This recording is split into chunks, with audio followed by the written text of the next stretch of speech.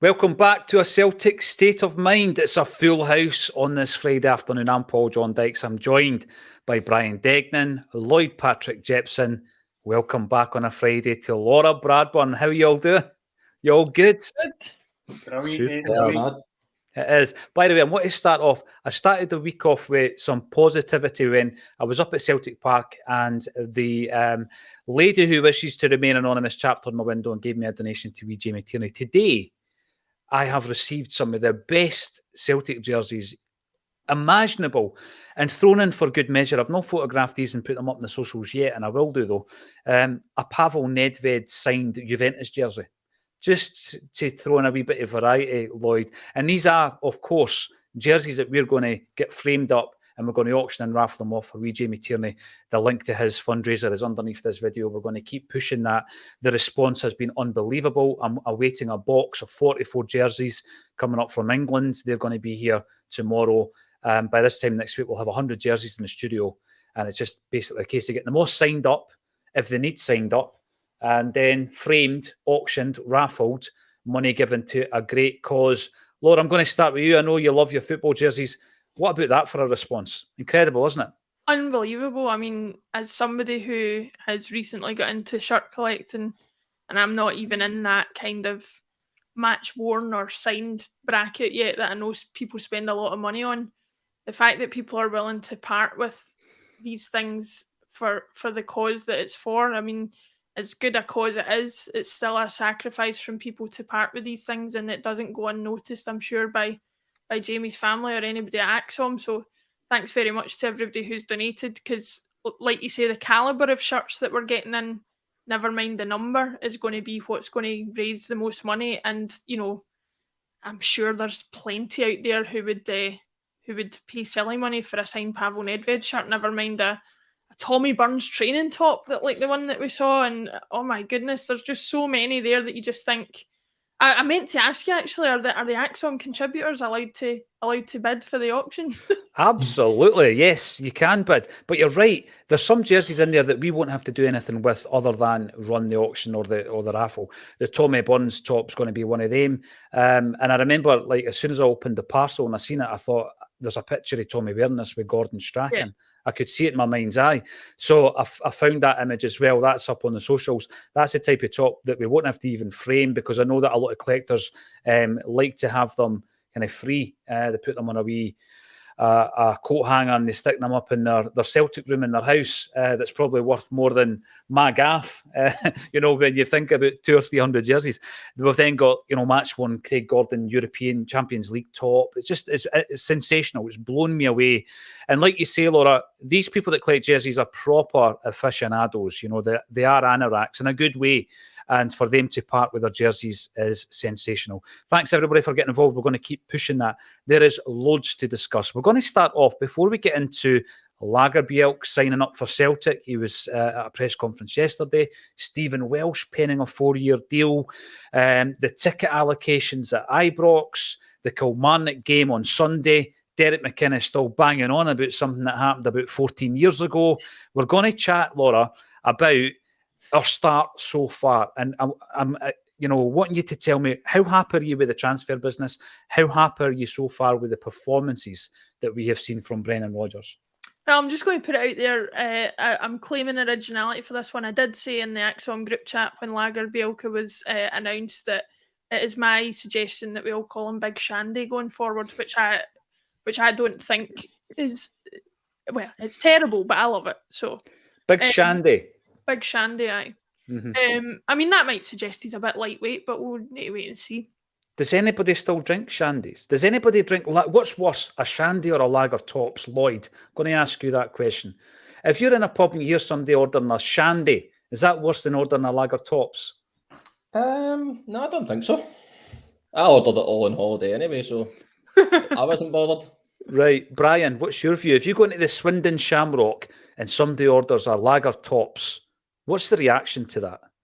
Good, bad, or indifferent? The bar staff just tell them they don't do cocktails. And they need to So Big Shandy, Laura, you have named him that. If nobody follows suit, it doesn't matter. You can keep calling him it. But we do like giving nicknames to, and it's a form of endearment, isn't it? When you think of some of the nicknames from the past, Jackie, Shuggy, all these different nicknames that have been given to players. The only one that isn't a term of endearment is the actual use of the player's name, i.e. he's just had a Reggie blinker, which That's right. is not a term of endearment, but apart from that. Imagine though, being Reggie, right, and being known for having Glaswegian rhyming slang to say that you've played a stinking game. That is what he's remembered. That's shocking, it really is. Hopefully you're all right, Reggie, if you're tuning in. So Big Shandy, yes, he's the latest one in the door. Laura, how happy have you been with the transfers? Listen, I just want to say right here, right now, you're getting the proper football analysis now that I'm back on the Friday Bulletin. It started well. Listen, the start of the season has been not quite as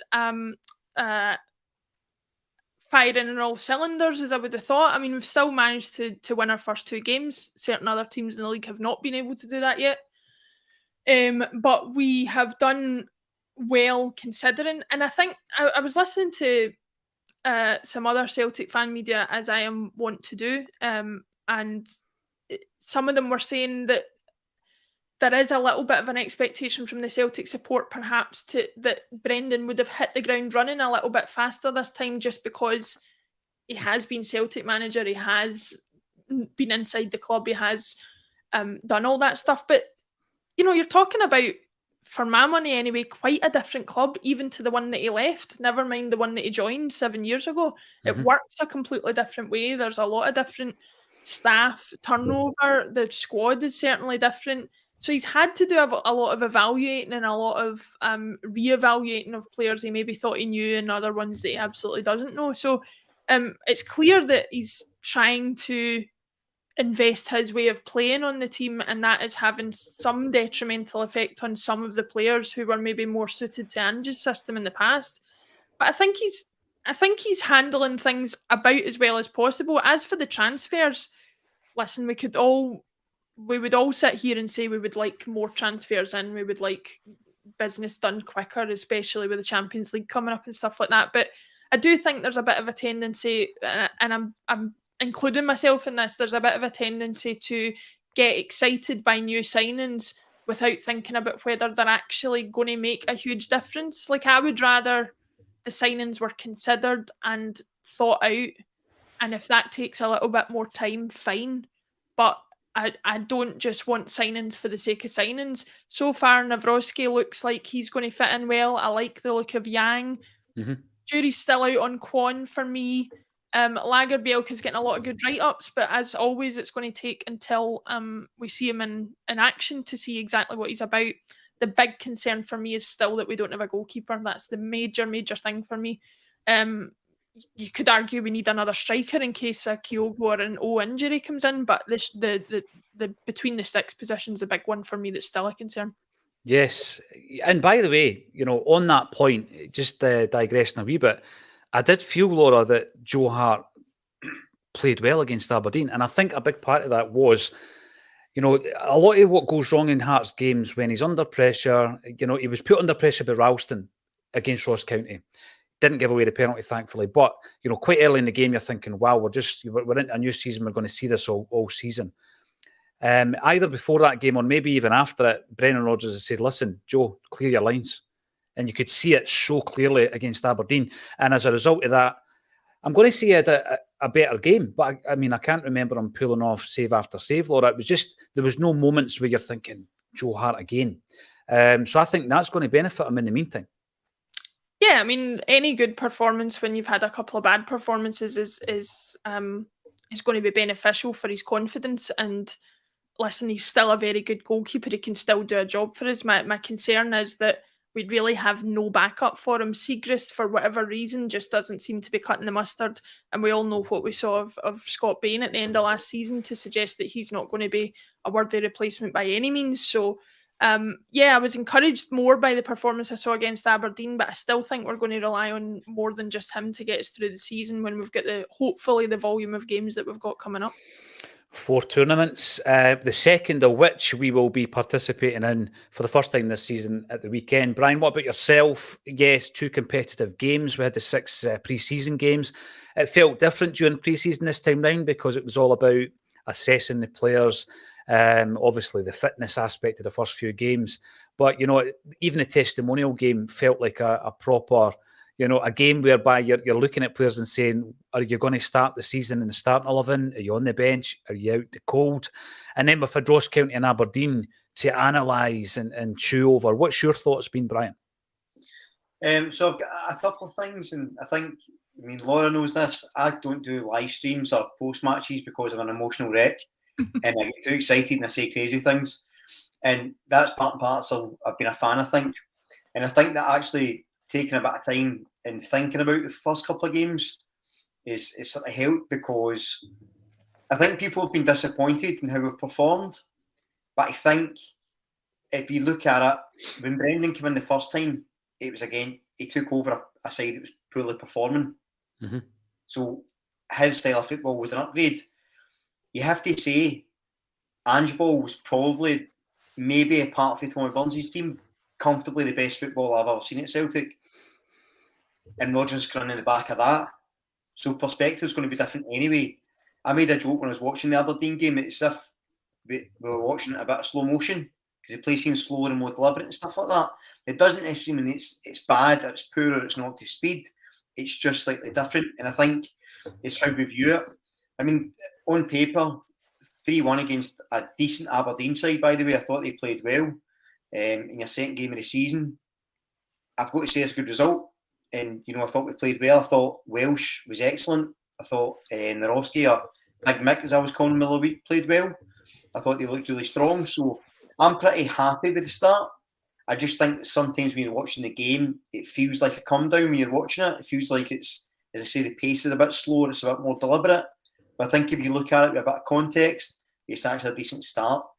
In terms of the signings, Delio, we've not seen anything off because he's been injured. Cohen, we've seen one good performance, one horrible performance, so jury's out. I've said before, I think Holmes going to be an absolute baller. I think he looks a cut above for me already in the limited time we've seen him. I think Jan looks a real good player. I think he's going to be really good in Europe, especially for his size, his speed and his defensive capabilities. Narowski looks an upgrade from Starfelt for me. And again, I think you've seen, Welsh we're probably going to talk about signing the new contract. I think he looked really good against Aberdeen. I think Matt O'Reilly's been excellent so far. I think he looks as if he's improving. So it's very positive for me. But I would echo what Laura said about the goalkeeping position. I feel like that's key. Joe Hart had a good game against Aberdeen, you're right, but Joe Hart should have had a good game against Aberdeen. That's the bare minimum. And, a keeper making saves is good, but it's not good enough. Being good enough isn't enough. We need to improve, and we need to have someone that's going to win his points and win his games. And Joe Hart, for me, isn't it. And the thing with that as well, Brian, if Rodgers has says to Hart, you would have expected it before the game against Ross County, about changing that whole makeup of the ball goes back to the goalie. The goalie looks for a pass. If the pass isn't on, he keeps the ball. We've seen him taking players on sometimes in his 6-yard box, hearts and mouths moments over a 2-year period. But Ange was rigid in that. He's no changing it. It continued. You had to be good with the ball at your feet. And Rodgers has obviously identified this and says, no, I'm not playing that way because we're going to give away more chances than anything else. It might look better when a goalkeeper gets the ball, picks it up, plays it to the centre-half, gets it back, plays it to the left-back. It might look better and you retain possession. But over a season, you're going to lose goals, and we did. We did lose goals as a result of that. But one thing, when Rodgers was first in, he fancied Doris de Vries over yes. Robin because of the ball playing, and obviously realised that was a mistake. So I do think it's still. I think just for modern football, it's an important part of the game, especially when we're so dominant. But I think you're right. I think he's less rigid than Ange in terms of tactics and stuff as well. I think you see slight tweaks and slight changes and things, whereas Ange wouldn't have. And it probably applies to the keeper as well.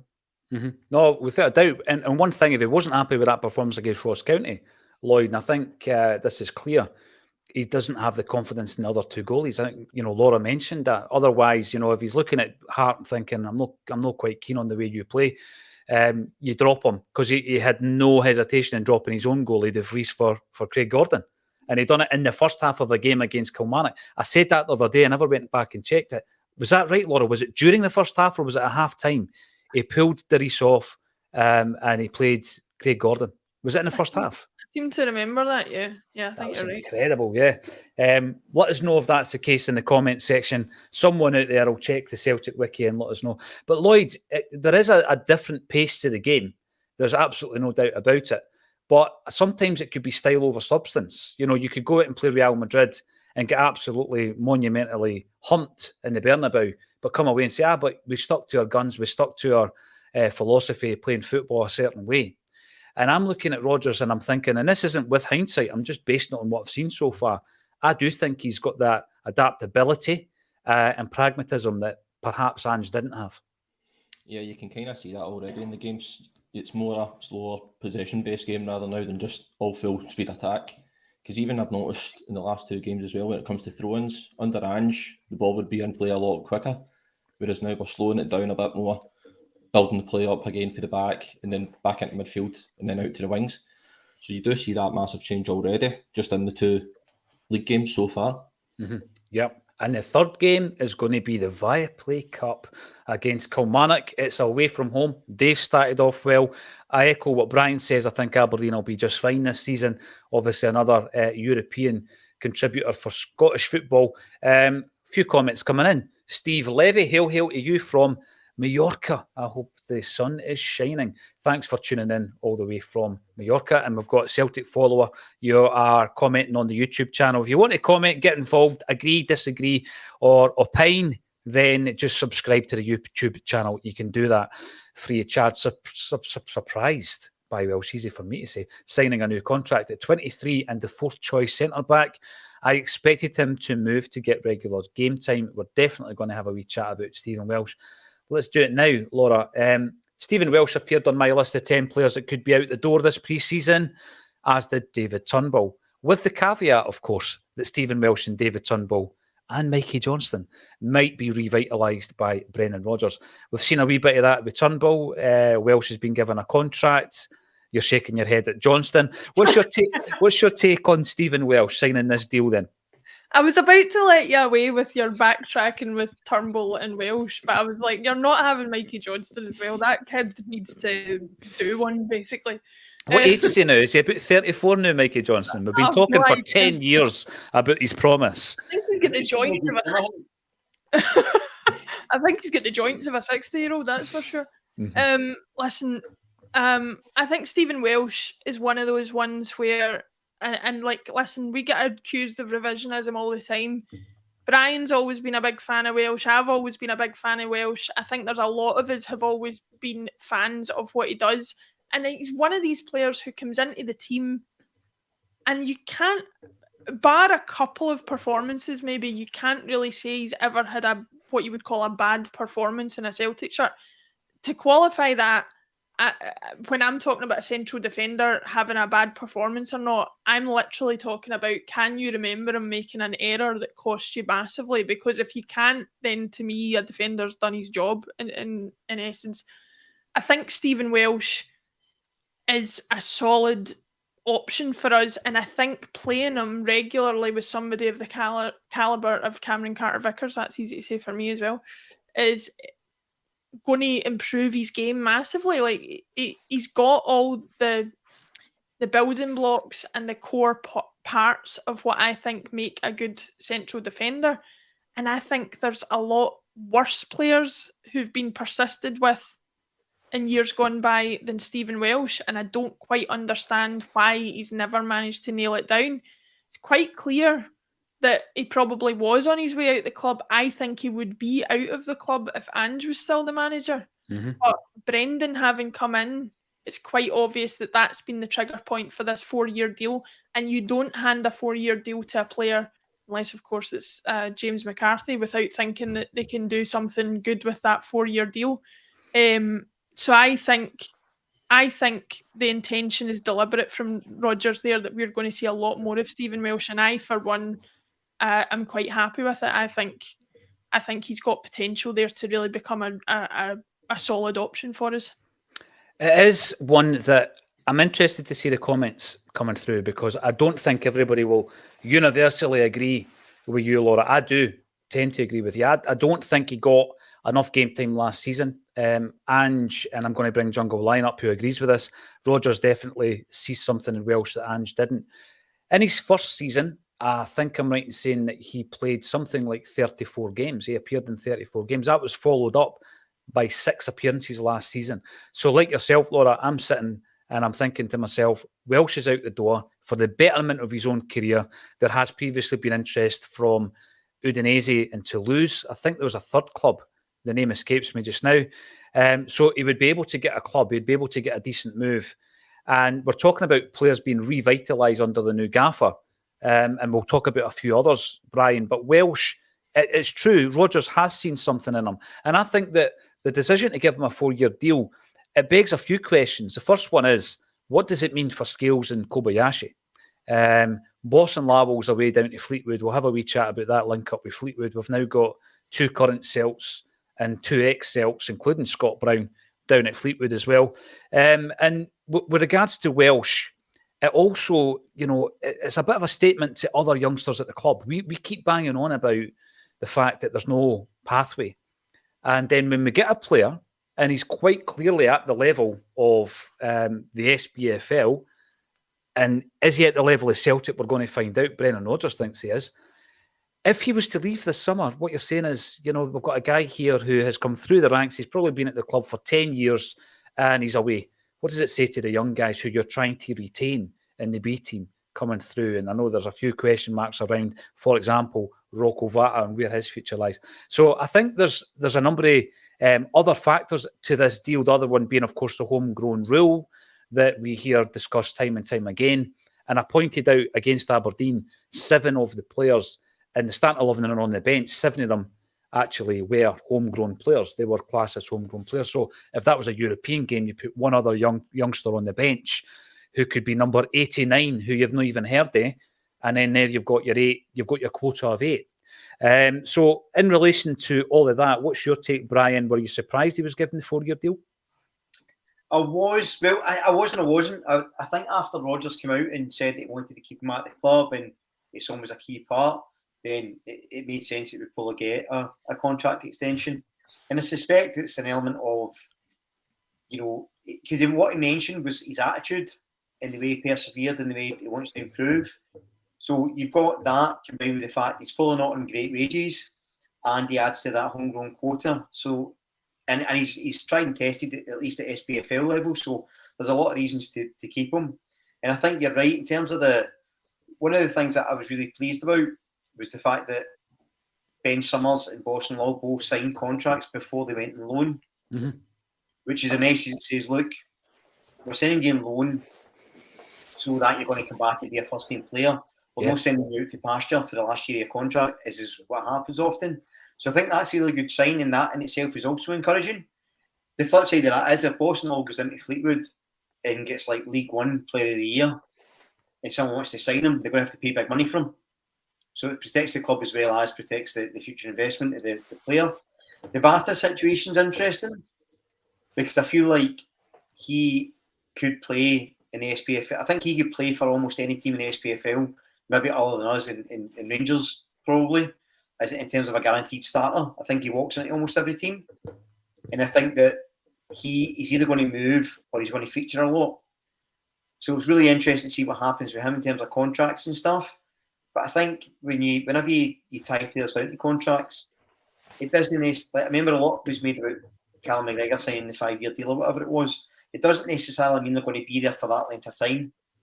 It could be the case that it's to secure them in case a big bid comes in, or it's to have that continuity at the club where you've got players. So we've got an influx of new players. We've signed 6 so far, 7. We're probably going to at least sign another 2, you would imagine. So you want continuity in the squad and in the players, especially players that have been there and done it. And I don't want to go Neil Lennon about it, but like know the club and know the city and understand what it's about, because you do need that. It's important. Laura's laughing, but you do need that. Can you tell us how to get from the Gallowgate to the south side? Can you tell us? Aye. Some people just actually, but other players just walk. But I think it is good to have that, and and sort of carry on that winning mentality and get into the new players just through conversations and training partners and stuff? I think it's vital, Brian, to have a core group of players who have, and obviously they've got to be good enough, they've got to be at a standard, but to have a core group, and it's not just because that's the traditional Celtic way. If you look through the ages, we've always had a core group of players that have come through. But if you're hoping to have a transfer strategy where you're buying players from all over the world, all over the globe, and they've got to bed in. And I do think back to some of the moments like Tommy Burns, for example, Danny McGrain, who would sit on the team coach and indoctrinate new signings into the way to be a Celtic player, how to conduct yourself, what it means to the fans. And it's the modern day, and a lot of things are lost in the modern game, but that, for a club like Celtic, cannot be lost. It can never be lost. It's so important. And I use these wee things like the homegrown quota, obviously, is very important. The fact that you've got a message, and Brian's actually strengthened that by saying, you know, if you're a young guy and we're loaning you out, we're not loaning you out just to run down your contract or get you off the books or whatever. We're actually saying to you, we want you to come back. We want you to come back a better player. We want to use Callum McGregor as an example, maybe Montgomery as an example, maybe Lowell as an example, to say that we're going to loan you out, but it's part of your development. It's not just because you're out to grass and then away you go and you can play, you know, lower tier football for the rest of your career. So that is a positive move. Stephen Welsh, for me, was a player who, when he was introduced to the team, it was under very difficult circumstances. Lloyd, I always go back to that image of him gutted, absolutely devastated, after they being taken off in the 2-0 game against Rangers, where he was just thrown into that match. Very difficult for him to deal with that. He came through that. He did come through it, because I do think he had a good first season under Ange. And it was the second season, started off well, scored the first goal against Aberdeen, you'll remember, on the opening day. And then he just faded from view. And I just thought that this has run its course. He's going to get a move. Fair play to him. And always said, if he did get that move and he followed the likes of Lewis Ferguson and these guys over to Italy, then he's a player that would come back as a Scotland player. He would come back as a Scottish internationalist. So I think it's great for us to keep him. If he was a player in Scottish football at the age of 24, being called the Coatbridge Cannavaro, we'd probably be interested in buying him, Lloyd. So it's positive for me.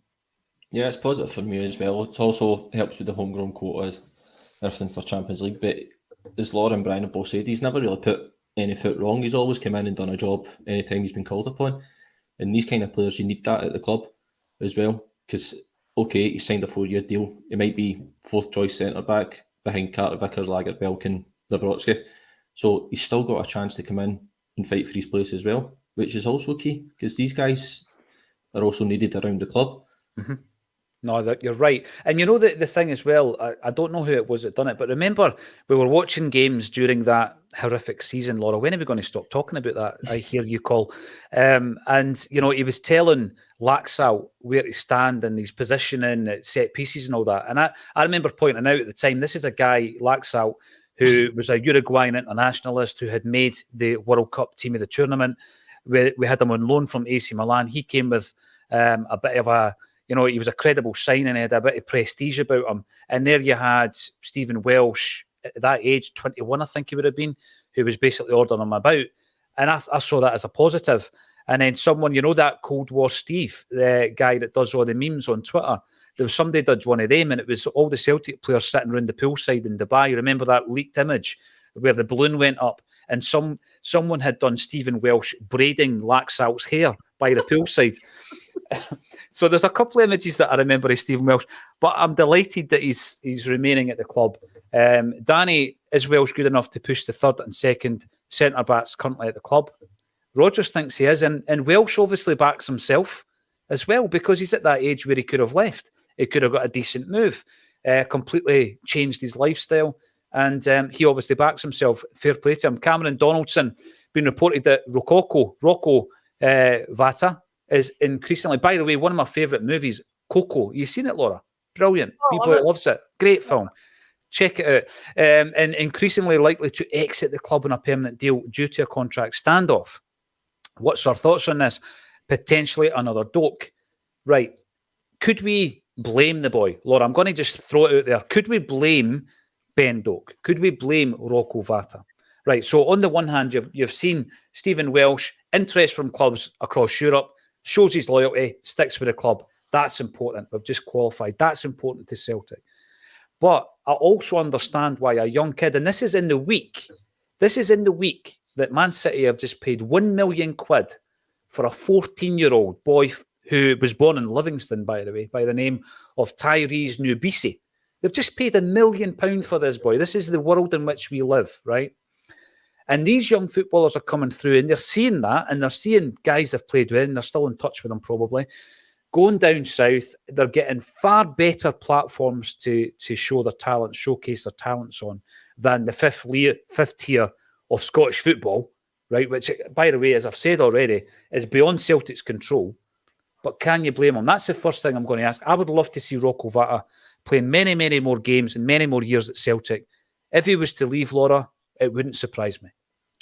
Oh, and before I get into that, I'm just going to say this. Coco is great. I tell everybody to watch Coco. So if you like that, please just give a Westlife album a shot. Like, you will love it.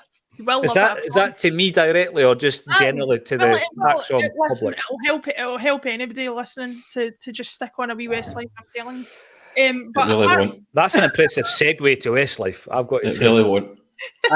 Brad, are you on commission? Are you getting some sort of bump fee or some HMV outlet to shift Westlife albums? I wish. I am deep in the red as far as Westlife's concerned. I have spent more money than I would like to admit on Westlife, and it's never been recouped. But anyway, I always get mixed up, right? And I'm going to admit this. I always get mixed up between Westlife and Boyzone, right? Were they kind of the same band, just refashioned? Greatness. Under the same manager. Same songwriters. Mm-hmm. It's just the same band, isn't it? Oh, this is anyway. Laura's absolutely raging. Like, I know. This is Fizzing. I'm fizzing and I'm just going to try and keep a lid on it. But no, as far as the Rocco Vata situation is concerned, listen, the Ben Doak thing is twofold. The kid was getting given life-changing money at a time when he didn't know if he was ever going to make it fully as a professional footballer. Add into that, he was joining what at the time I think were the European champions, or it certainly had been in recent times. Certainly had been recent Premier League champions in recent times. I don't care how big a Celtic supporter you are, and believe me, I'm saying this as one of the biggest Celtic supporters I know. But if an opportunity comes that way for you at 16 years old, you're not going to turn it down. You aren't going to turn it down. It's because if he ends up off the books at Liverpool at 20 years old, he's already made enough money to make himself comfortable for the next 20 years while he decides what else he wants to do with the rest of his life. Mm-hmm. So I don't blame any kid for taking that opportunity. Listen, people were slagging Ange for going for the money. They're slagging these players for going to Saudi Arabia for the money when they've already made their money. These kids might never make money like that again. And It's like being given a winning lottery ticket and ripping it up and putting it in the bin. You wouldn't do it. And I wouldn't blame Rocco Vata for doing it. In fact, I really wouldn't blame Rocco Vata for doing it because Ben Doak looks like he's got the potential to go far. I don't know that Rocco Vata's got the same potential. From what I've seen, he doesn't stand out to me quite as much. Now, he's still very young. You could still do a lot of work with him. But I think he's still so on the fence as far as his potential for how far he could go that at this point in his career, he's got to make the most of it while he can because he might never get the opportunity again. And I think even talking as a Celtic supporter, I don't think you can blame anybody for taking that chance. It's the most cynical view of modern football you can imagine, but to me, it's the truth. And by the way, I go back to circumstances that are beyond Celtic's control. The fact that we are trying to get a young team into a competitive pyramid of Scottish football, and every single obstacle has been put in our way to do that. You know, we're 3 years into this experiment, Brian, trying to get a young team playing competitive football so that you can see the pathway, because you know it's not too far from the second string to the first team. At the moment, it is galaxies away from taking a step from the 5th tier to Celtic's first team. It absolutely is galaxy. And any player rather, who has managed to do that must be an exceptionally talented footballer. But as Laura says, if a team comes in for you and it's Liverpool, Man City, Chelsea, who else have we lost players to? We've lost players to Blackburn Rovers. You know, we've lost players to Bayern Munich. And when you're basically saying, stay here and play another season in the 5th tier in the Lowland League in Scottish football, I'm sorry, you've lost your argument already. So I've got loads of sympathy for Celtic because we simply have tried as much as we can. What's the alternative, Brian? Is the alternative to have 30 friendly games, competitively contested friendly games against under 23 sides in England?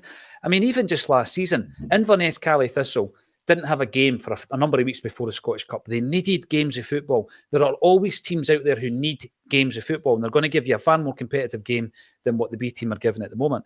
So I don't know what the answer is in terms of the future of the B team. It's not working, but it's no Celtic's fault.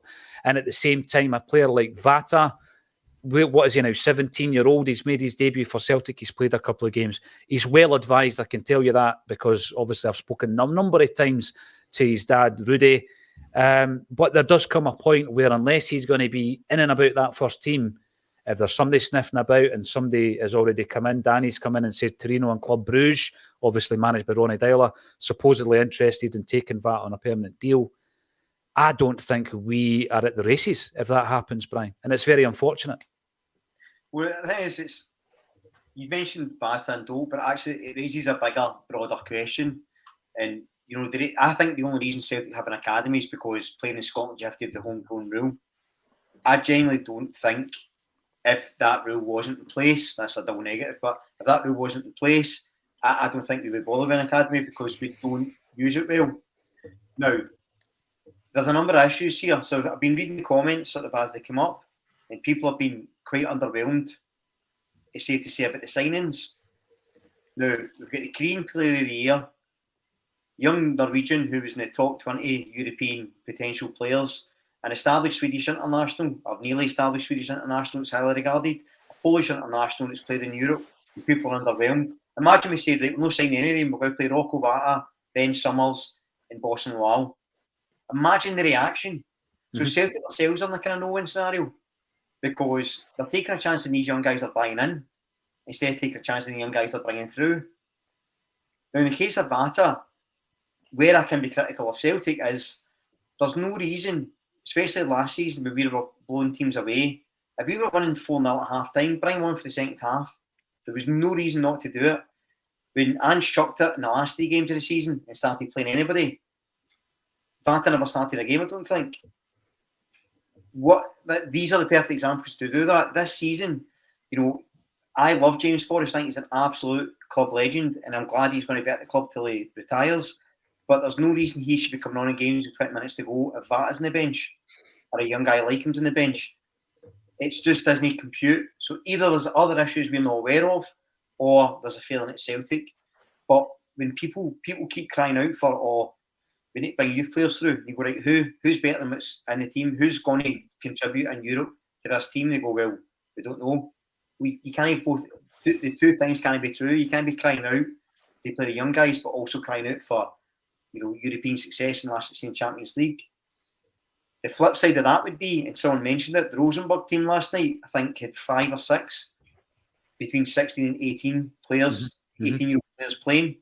So cracking some of them as well. And even, you mentioned Man City, right? Here's an example of Man City. People think they spend hundreds of millions, right? But they've got about a core 15, 16 group of players and youngsters. The boy Rico Lewis has been playing. He came through their ranks. Cole Palmer, he came through their ranks. And they've just won a treble at the highest level of football. So it's not impossible to do it. They just need to make a decision either way. And genuinely, I'm starting to believe that the only reason we even have an academy is to satisfy that homegrown rule. And maybe, just maybe, you get one every couple of years that you can sell on for a few quid. So I think our perspective on the academy has to change, because certainly we're not seeing it change in terms of what's happening in the park. No, you're right. And maybe the answer, Lloyd, is to have a number of nursery clubs or partnership with clubs. We've heard the chat around Admira Wacker, whereby you send a a group of 3 or 4 players to the Austrian second division. They are Austrian, aren't they? Aye. Geography high, I remember, Laura. Send them to another team where there's a similar philosophy and style of play, but they're playing first team football at a much higher level than they would be if they stayed at Celtic. Is that the answer for you, do you think, Lloyd? I'm not entirely sure it is. These feeder clubs, sometimes you see them work out, the player comes back, but then he still stagnates in the B team again the minute he comes back. So even though he's had that first team experience, then the player wants to go back out again and gain that first team experience. So they end up losing that talent again. I think it was a fantastic point Brian just made there. I really do, regarding like the B team and that. Why do we actually have this academy? It doesn't happen often, to be fair, Lloyd, so thanks for that. We can clip that and add it onto your show reel for YouTube, Brian, as some people say. That's what we'll do. Right, but in relation to this weekend then, Laura, we've spoken about where we are at the moment in terms of how we feel the transfer window's gone, the performances under Brendan Rodgers. I'm very much of the view that we're in a transitional phase at the moment under Brendan. People are saying, well, you know what, we've just won the treble, maybe he shouldn't have changed it. I just don't think Brendan would have came in and played lackey to anybody else's style or philosophy of football. He needs to do his own thing. There's going to be people that fall by the wayside because of that, unfortunately, who are maybe key players to Ange Postecoglou. But the flip side of that is there are going to be other players who will be key to Brendan. And I think we've seen a few of them already. The one that I'm really, really impressed by so far is Matt O'Reilly. And I'm impressed with his performances. I'm also impressed with the way he's coming across in the interviews. I know some people are saying he's had a few digs at Ange or maybe thinly veiled digs at the previous manager. And by the way, that's his right. I think he's done it in a fairly respectful way because he's done it by bigging up the current manager rather than going to the past and saying it wasn't good before. He's saying how good it is now. He's also spoken about Champions League ambitions. Now, not in an arrogant way and not even in a way that is completely off the scale unrealistic. But he's spoken about Champions League in a way whereby he thinks, aim for the stars and you'll hit the ceiling. And I love that kind of chat. And I'm hoping that's the kind of chat we're getting as a club in the dressing room and on the training part, Laura. How impressed have you been with O'Reilly? Or am I just looking at him thinking that he's doing things that he's not doing? Because obviously someone might hit me with stats and say, you know what? His stats are no better than they were last season. He looks like he's playing better to me. Yeah, I have a bit of a complicated relationship with Matt O'Reilly. I just like saying I've got a relationship with Matt O'Reilly, but listen, I upset him a wee bit towards the end of last season during one of our interviews, and he kind of told me so because I said that he'd had some dips in his form during the season, which I think was fair, and he quite rightly came back and said, well, we've won a treble, so it can't have been that bad, and I shut my mouth basically, which is fine given the fact that, like a wee lassie from Glasgow that can't run the length of herself is criticising his performances for Celtic, but fair play to do that. Fair play to do that when you're standing about a metre away from him, Laura. Listen, I do nothing if not back up my bravado in these situations. It's probably why I've never been back to another one, mind you, but it's funny anyway. But no, Matt O'Reilly, the biggest compliment I can pay him is you would never have known any issue that he had with Ange last season. He was a consummate professional. He had dips in form and things like that, which some people are suggesting are to do with off-the-field issues. I don't know what those are. It's his prerogative whether he wants to share what they are or not. But you would never have known that he had any direct problem with the manager. His comments since have suggested they might not have liked Ange's approach to everything. And his performances on the pitch this season suggest he very much prefers Brendan's approach. I think what's clear with Matt O'Reilly is if he gets the right manager, if he's coached in the right way, if he's coached in a way that he enjoys and he likes, you will have a fantastic footballer on your hands because technically he's one of the best at the club. He's very intelligent. And with that intelligence, as I've said before, it's all right being an intelligent footballer, but if you can't do the things you think of, then that becomes a problem. He can do the things he thinks of. I'm enjoying seeing him get forward a little bit more than he did last season, and with that get goals as well, because I think as much as Kyogo's performances last season were out of this world, you always worry, I think, when your goals are so concentrated from one area. And I'm not saying they were totally concentrated through Kyogo, but I would like to see more of a spread of the goals throughout the team. Q Allen just popping in to tell me that it was the biggest spread of goals that there's been in Celtic history or something like that. But seeing him chip in with more goals is definitely something that I'm enjoying seeing. And it's clear that whatever issue he might have had with the way Ange approached things, he never let it get the best of him last season. But it is showing how much better things can be for him this season because he does prefer Brendan's approach. And like I say, if that makes him a better player for Celtic, then I'm happy with that. You know this, Laura, with regards to the word revitalised, often you might think, well, they needed revitalised because they weren't playing particularly well. I don't believe that about O'Reilly. Every single week going into a game, I picked O'Reilly in my starting 11. I always would. I just think there's a creativity about him with regards to assisting and creating goals. The one obvious thing in his game that you can look at and say last season had to improve was the goals. If you dig deeper, people might tell me other aspects of his game that has to get better. I'm hearing in terms of his data that he's very good defensively, winning the ball back, pressing, that kind of side of his game. I noticed against Aberdeen he was winning headers defensively in his own box, which was brilliant, because if you were winning them offensively, you might score an own goal. But he was a player, for me, that I didn't think he got the credit last season that he was getting from the manager. So going into the pre-season, I'm thinking either he or Abada might leave the club. And I think both of them have been revitalised. Brian, I'm going to throw it over to you. Do you agree? Disagree? I think so far he's been the best midfielder this season, and I'm only basing it on 2 games. Well, I've said that already. I think O'Reilly will be our player of the season. I think he was the one that was most excited about the impact on his performances Rodgers would have. And I think that O'Reilly, for me, still got a high ceiling in terms of, scalability, because he fits. If you look at, the Premier League or, the top 5 leagues, he fits into that. He's tall, he's robust, he's incredibly technically gifted, he can defend, he can attack. Mm-hmm. Last season he got dropped, and Laura's quite right, he did have dips in form, and he still had the most assists in the league. Thank you. You're welcome. I'll text Matt later and tell him. And he's in 2 goals in 2 games so far. I think he's really got massive potential, and I think that you're right as well. I think about Abada's always going to have a strange sort of way about him, I think, because he's, and we've said it a lot of times, he's not the traditional winger. He's not going to beat someone in a trick and a dribble. He's not going to do that. But his pace is electric, and he's so clinical with his finishing. And I think you might see him moving over more to the left and cutting into his right. I think you may see that Sunday. Actually, if we do our teams for Sunday, I think you may see that. But yeah, massive potential in the squad, and it harkens back to Stephen Welsh as well. You might remember Stephen Welsh is only 23.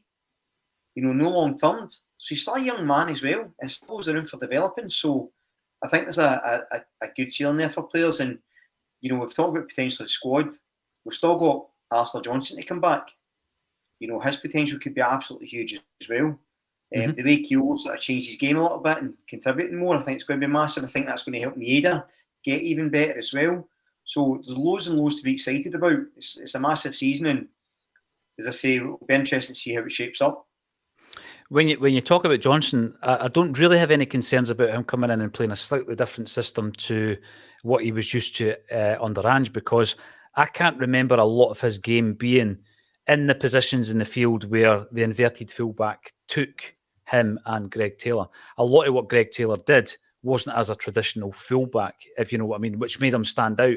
He's probably suffering from the fact that we're no longer playing that system. We're playing a far more traditional system whereby if we're attacking, one of your fullbacks is part of that attack, the other one tucks in, and you then have a back 3 whilst you're attacking kind of thing. And I don't think it suits Taylor. I think it will suit Johnson though. And when he comes in, there'll be that seamless transition back into the starting 11. In saying that, I think Tony Ralston's had a good start to the season as well. But in talking about revitalised players, Lloyd, when you hear a player, going on about the ambitions of the Champions League, you think that what they're probably doing is echoing what they're hearing from the likes of Brendan Rodgers, and maybe that is something, that's maybe the state of mind, that's the mantra of the team. behind the scenes. And you've got to, to a degree, you've got to be realistic. But I also love the fact that is the way that Matt O'Reilly and potentially others are thinking about this season, Lloyd. It's ambitious, but you've got to be, haven't you? Yeah, of course you do. That's the whole point in the game, to be ambitious and try and look forward in these competitions to take as many points as you can, because there's no point just turning up and being part of it and not doing anything. What's the point in turning up, finishing fourth, 0 points? Then they're going to be happy with that? I don't think so. So be that wee bit ambitious. Say you can either go third or second and then see, because if that's the message that Brendan's sending to the players, then also Matt O'Reilly's coming out in press conferences and that and saying it to the fans. It gets the fans up a little bit and excited as well for when the competition does actually start. Yeah, I remember somebody was comparing the way that Ange sold the dream last season compared to the way Brendan talks. You've got to be realistic, and I just think that last season was great. It was great fun. There were some disappointments in Europe, and I was looking forward to seeing how we approach it this time round. I think we're going to see a completely different beast under Brendan Rodgers, but it is one that, because it's going to be more pragmatic, I do feel as though we're going to get more points on the board.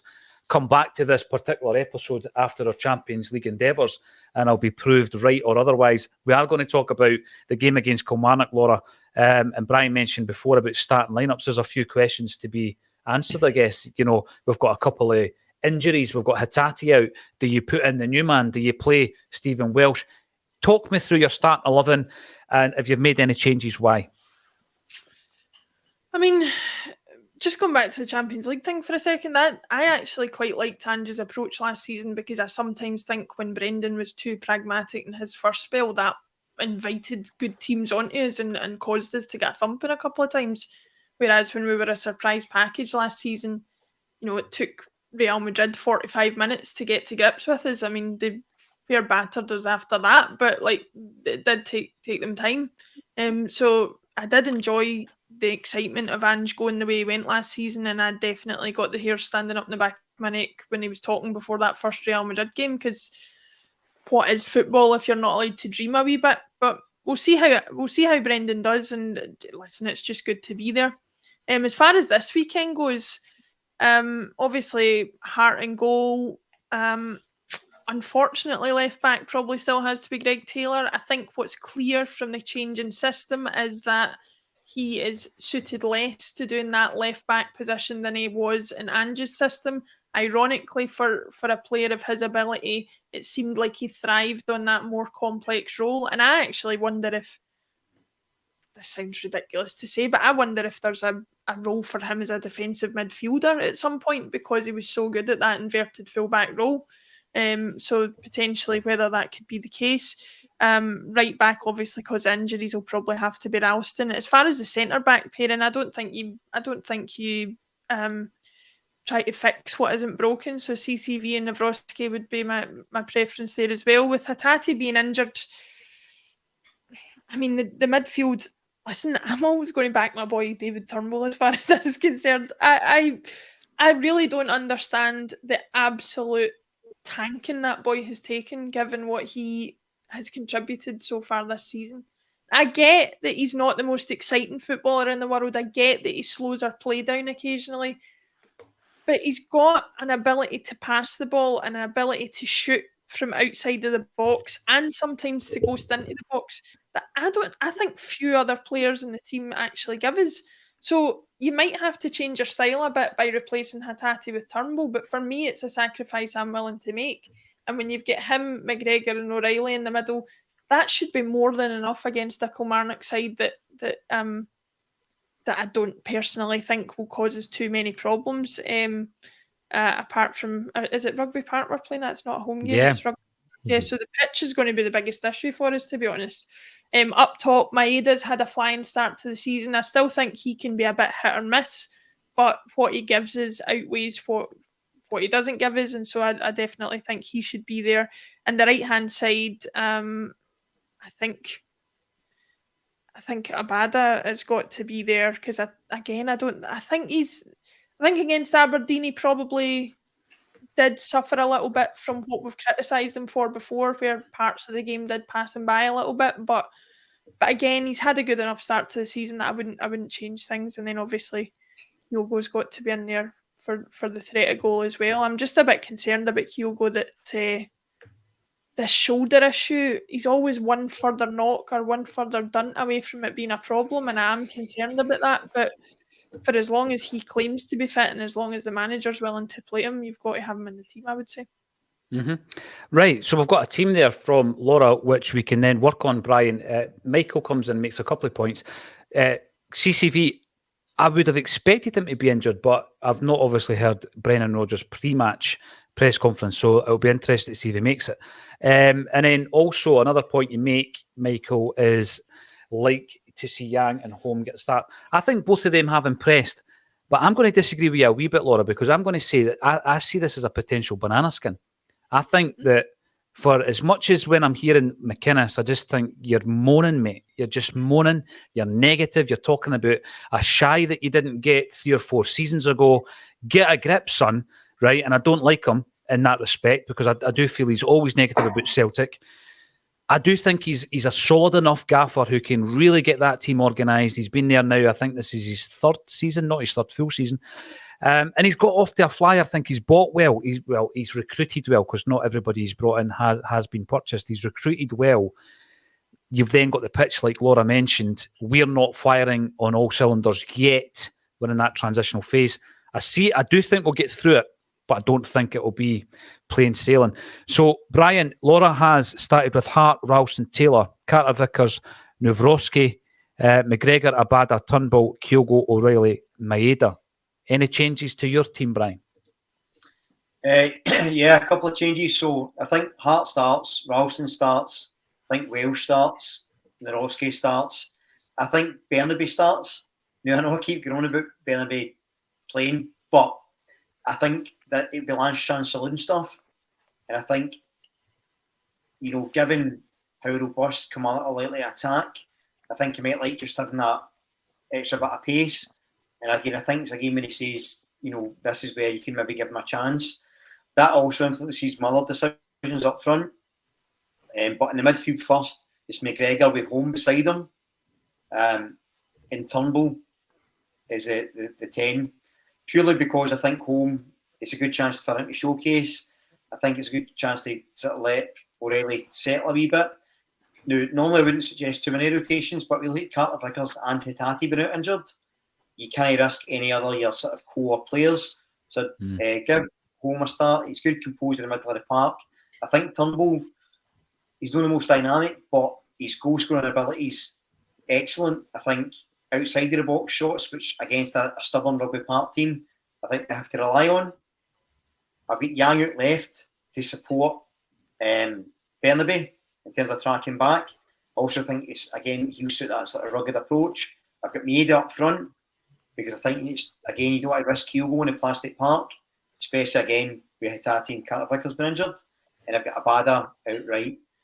I would like to see Vata start, but I think it will be Abada, Maeda, and Yang up front. This is many changes in that team, Brian, and it's interesting that you do it. The reason I think I'm inclined to go for more of a familiar team that would be similar to last week, other than injuries, is we've seen in pre-season, Lloyd, that Brendan Rodgers used the games almost just like normal games because we didn't have time to just, get creative with our selections, etc. And particularly the last 2 games, going into the Wolves game, Athletic Club of Bilbao, you looked at the game and it was almost like, obviously they're not competitive, but we're going to pick a team with a view to, getting the team ready for Ross County. I think we're so early in the season. Last season, obviously, we tinkered a wee bit with the League Cup's selection with Bernabe, Siegrist starting the games, first couple anyway. I think it's going to be basically treated just like another competitive game, almost like another league game. We're going to go out and we're going to pick our strongest 11, the strongest starting 11. People might say you're just playing it safe. Maybe I am. If Carter Vickers is out, and there's an expectancy that he might be, who do you pick at centre-half? So we've got Welsh replacing him in Brian's team. What about yourself? Do you play Welsh, or are you going to throw in the brand new signing, Lagerbielk? I'd be more tempted to stick with Welsh in that position at the minute. I wouldn't really want to stick Lagerbielk in. just obviously because he's just joined this week, still got a few training sessions. I think he's played most of the games in the Swedish League during the summer, is that right? Mm-hmm. Yeah, so he is still fit, so there is a possibility he could come in, but I would be more tempted to stick with Welsh considering he's had the full pre-season and getting game time under Rodgers so far. But I've got an interesting midfield three, though, that I think might be Awata, Holm and O'Reilly, though. Just to change it up a little bit. Awata, the forgotten man, Holm and O'Reilly. What about up top then? Are you going to stick with what Laura's picked, or are you going to go with what Brian's got? I'll stick with what Laura's got because I just think that's the main front three at the minute so far this season. But I have the same concerns with Kilgo's shoulder injury, though. Yeah. Can I just check, because I'm seeing I'm getting a ton of stick for picking CTV.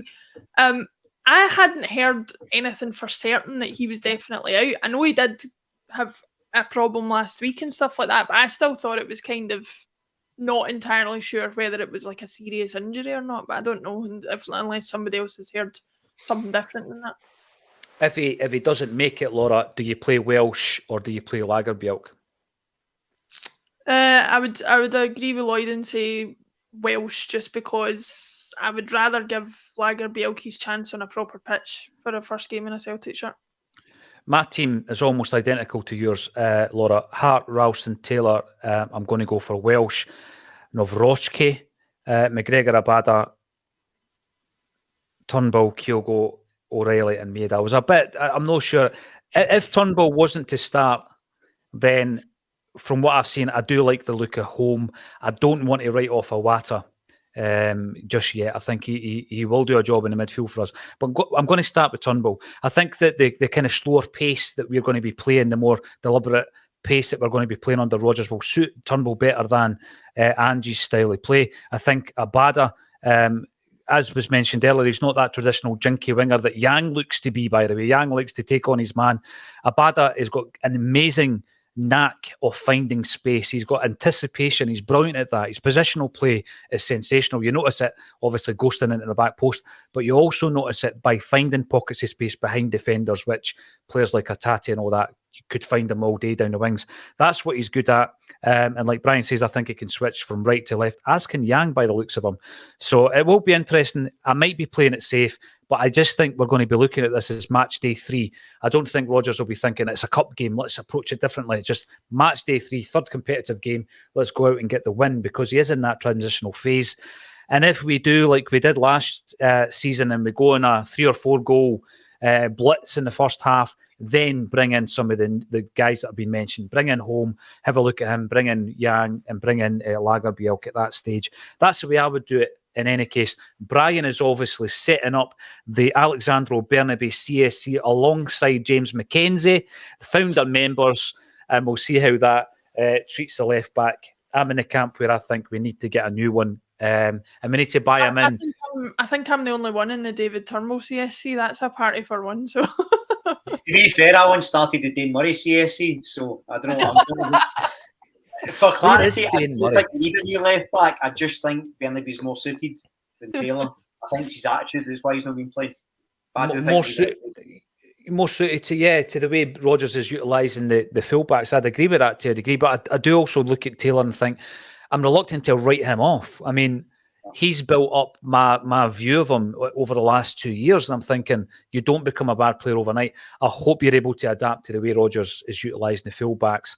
And for that reason, I think he starts at the weekend. We will obviously cover the game. We'll be live half an hour before kickoff, 15 minutes at halftime, half an hour after the game. Let us know what you think about the selections. We've all given our team lines. Do you agree? Do you disagree? Do you throw Lagerbielke in? Do you play with Welsh? What happens with David Turnbull? Does he start again for the third game running, or do you bring someone in like Holm or Awata? Let us know in the comments section. 1,100 strong on this Friday afternoon. It's an absolute pleasure every single week to be joined by the Friday crew, and obviously a return for Laura Bradburn. Thank you for that, Laura.